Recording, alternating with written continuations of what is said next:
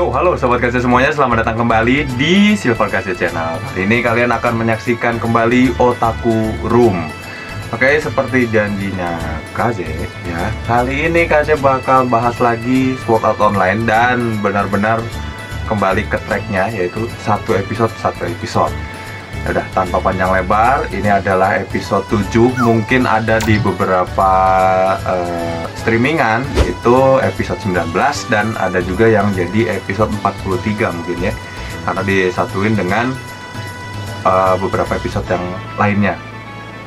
Udah, kita mulai aja. Jadi episode ke-7 ini, supaya lebih gampang di final season War of Underworld itu, kita dimulai dari kebangkitannya sang pendekar pedang hitam, yaitu si Kirito ya.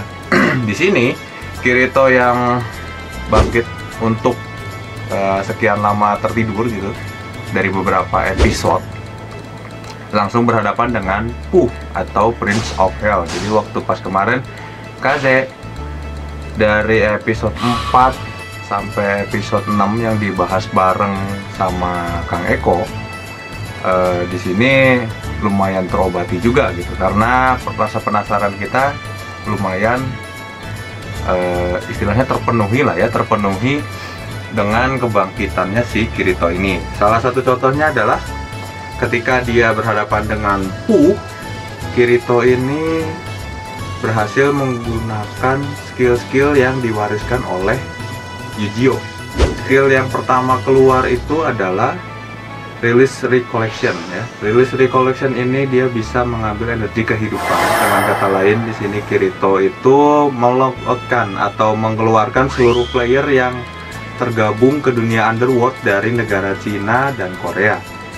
Dan di sini mereka bisa dibilang tidak lagi akan ikut campur dalam Underworld, karena mereka join ke dunia Underworld ini gara-gara si Pasago atau si Prince of Hell ini ya. Singkat cerita sih seperti itu. Kemudian by the way, ini Kase nggak di dalam skrip, jadi Kase bener-bener langsung beresin nonton, langsung bikin reviewnya, oke? Dan kayaknya untuk review kali ini nggak akan terlalu lama juga, seberesnya video saja. Di kemungkinan nggak akan nyampe 20 menit juga kali ya. Jadi di sini pertarungan Kirito ini selesai, dimana si Puh ini dijadikan pohon. Dengan kata lain, dia dibikin tidak bisa logout dari Underworld. Dan setelahnya kejadian baru, yaitu dari dunia luar ya, tempatnya Higa dan Kikoka, itu bikin si dunia Underworld ini menambah percepatan waktu selama 200 tahun. Oke, itu kalau misalnya Kirito telat untuk logout, ada peluang dia tidak bisa kembali ke dunia dengan kondisi hidup. Karena sekalinya pun dia bisa kembali ke dunia, umurnya pasti akan bertambah tua gitu ya, langsung dengan jiwa yang menua sampai 200 tahun. Ini masalah berikutnya yang pasti akan dimunculkan di episode 8. Kemudian di bagian akhirnya si Kirito ini bertemu dengan Vector atau Kaisar Vector. Intinya sih rutenya episode 7 ini seluruh adegan itu berpusat pada Kirito.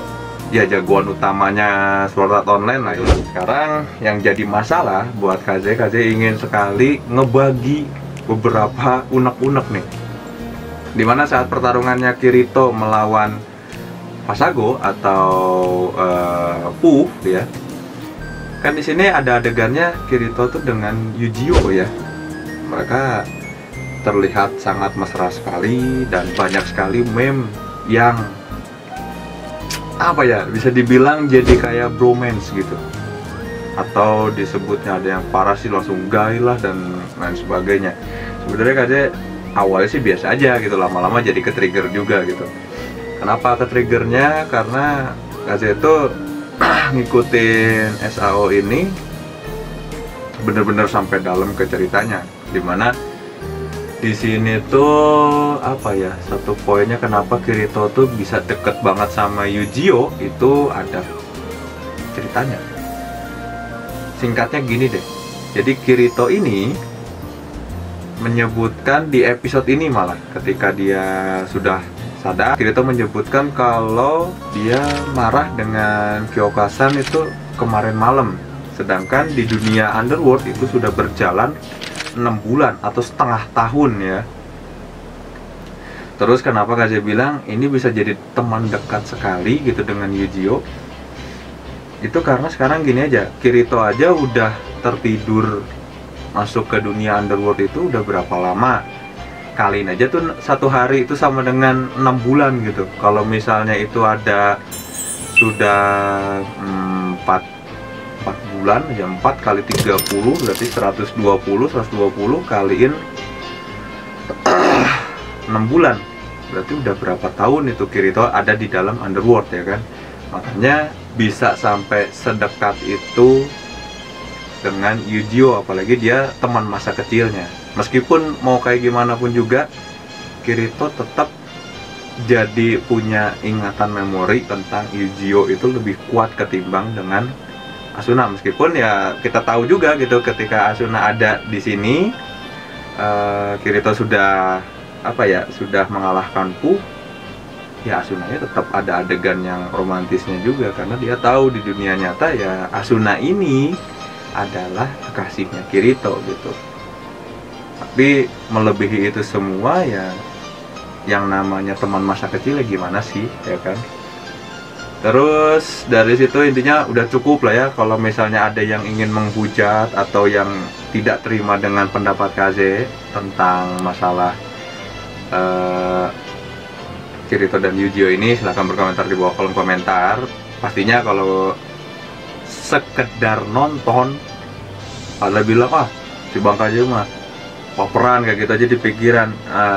Enggak juga sih kalau misalnya dibilang baperan, enggak. Tapi menurut Kaze, Sword Art Online ini ceritanya itu memang bener-bener kompleks dan Kaze tuh ngikutin banget.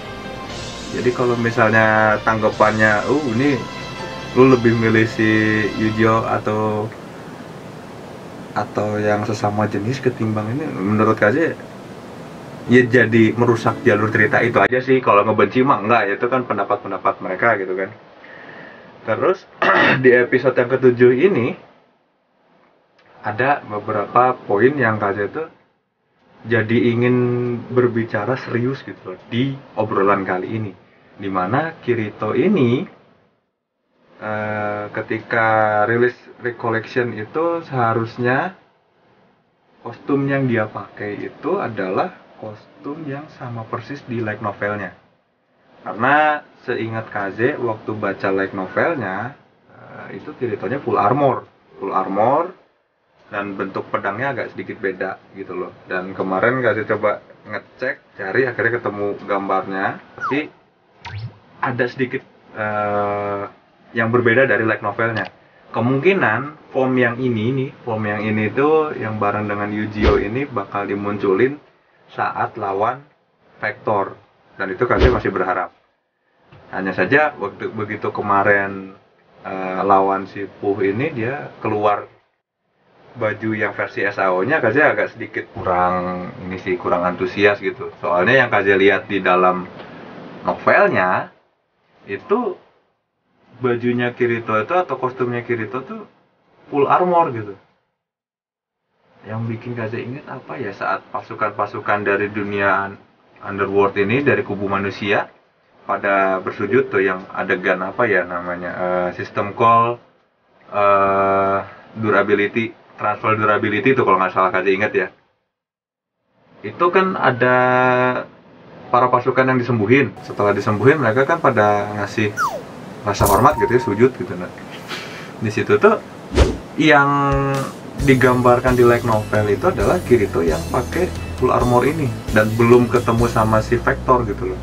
Bahkan sampai ngelawan Vector pun formnya itu yang dipakai gitu loh. Itu aja sih yang agak sedikit bikin Kaze penasaran, ini apakah nanti di episode 8 ini bakal langsung beres gitu sampai keluar kostumnya. Terus kalau lihat Sword Art Online-nya sendiri, kayaknya dengan kecepatan dia update seperti ini gitu, porsinya dipercepat banget, kemungkinan anime ini jumlah episodenya bakal cuma 12 nih sampai tamatnya War of Underworld ini. Kemungkinan sih seperti itu. Intinya untuk bahasan kali ini Kaze bener-bener out dari skrip, dan Kaze juga pengennya tuh jadi bahasan yang super serius karena ada beberapa poin yang Kaze tuh gergetan gitu loh, kenapa harus begitu gitu loh, kan jadi SAO itu gimana gitu loh. Harapan Kaze itu ya ketika dia sudah lama hilang ingatan, belum ditransfer gitu ya sama si Higa, dikembalikan ke sini tuh nggak terlalu wah gitu loh. Meskipun pertarungan lawan si Puh juga udah tergolong oke lah untuk awal-awal pembukaan gitu kan. Ada kemungkinan di pertarungan final nanti bakal habis-habisan gitu kan. Itu aja yang Kaze tungguin dari Sword Art Online Final Season War of Underworld ini.